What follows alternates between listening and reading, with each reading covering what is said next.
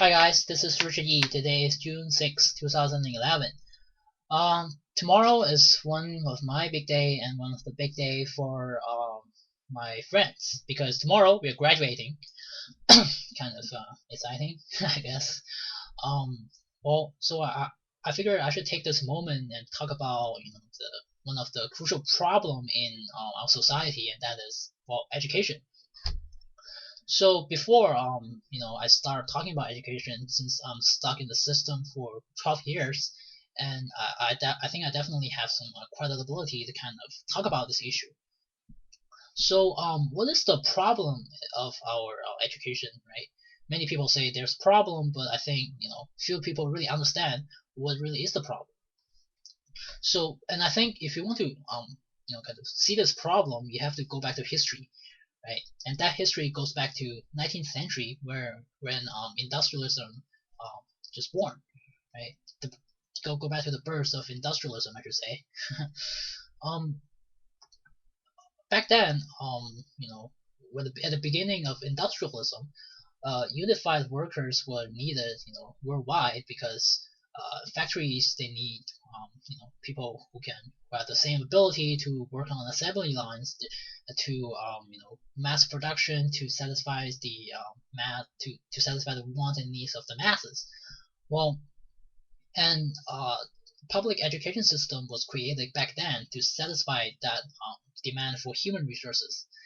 So public schools were created, and public education system were created to satisfy these needs. And that system worked really well back then.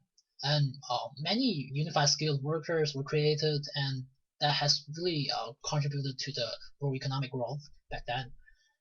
And however, that system has not changed, and we are still adopting that system in the 21st century, which we have a wide diversification in in all sorts of areas, right? In the 21st century, one major characteristics of 21st century is that we have diversification. We need people with different skills. We don't just need like unified skilled workers who everyone can write really good essays, and everyone can do calculus. No, we need people who are extremely good at calculus, and they can advance the calculus academia towards higher level, or they can write extremely good essays, or they can paint, or they can be a really good athletes, or whatever. We need diversification in the human resources. But the system now we're having, which is a linearity system, right, which has a curriculum that everyone has to follow and to create unified skilled workers, well, this system is not satisfying the needs of 21st century, right? It doesn't produce diversity in students.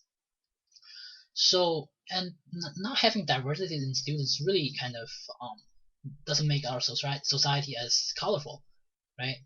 And human civilization really relies on having colorful in our society, having people with different abilities. So now you might ask, why is it that education system has not improved much in the past century, and kind of hurting the students, because definitely both the student and teacher are not liking the system, right? So why there's no change? Well, I think um, one important reason is that we don't have enough competition in the education system, right? When you think about it, when we look at other industries like electronics, where like uh, the products today were like so different from 5 years ago, that were so much more advanced, that in 5 years ago you couldn't even imagine that technology can make such a difference in our life, right? Um, just look at iPhone.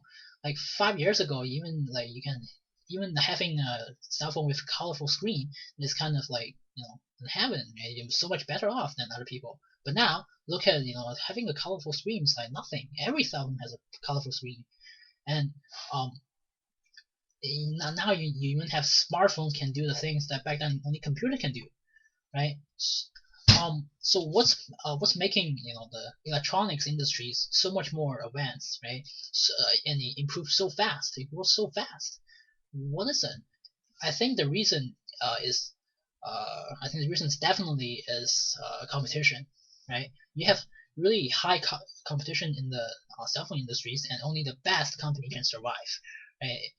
And thus they can survive and keep making better products for consumers to kind of improve the industry, right? You don't have that element in the uh, education in the industry today. Why? Because most education industry are ran by the state, and state doesn't have that profit incentive to to kind of grow the industry, right? Without profit incentive, you don't care about like improving the products because, well, improve it or not, you're still not gonna make any profit, so why bother? And many problems cannot exposed to the manager uh, if the profit system is not in place, right? Like cost control problems or management problems cannot be exposed uh, to the entrepreneur who's running it. So I think the way to make the system better is to have more competition. First is by getting government out of the business and let private individuals to run like education systems. And second, we want to have less regulations so that entrepreneurs can have their talented, fully fully use their talents to grow the industry to make by wanting to make more profits, they better satisfy the consumers, right? That's the one of the main idea in Wealth of Nation, written by Alan Smith in the 18th century. And you need that. You definitely need that to have uh, to have an industry that's keep growing. And I just want to say that in the future, hopefully that the education system can be changed, and our future generations can enjoy better education than we did, right? And sure, I see some changes, but if we want to see changes with better results, definitely we want more competition in the industry. And I think that's the theme of my video today. And thank you for listening, and hopefully I'll be blogging again soon. Take care, guys. Bye.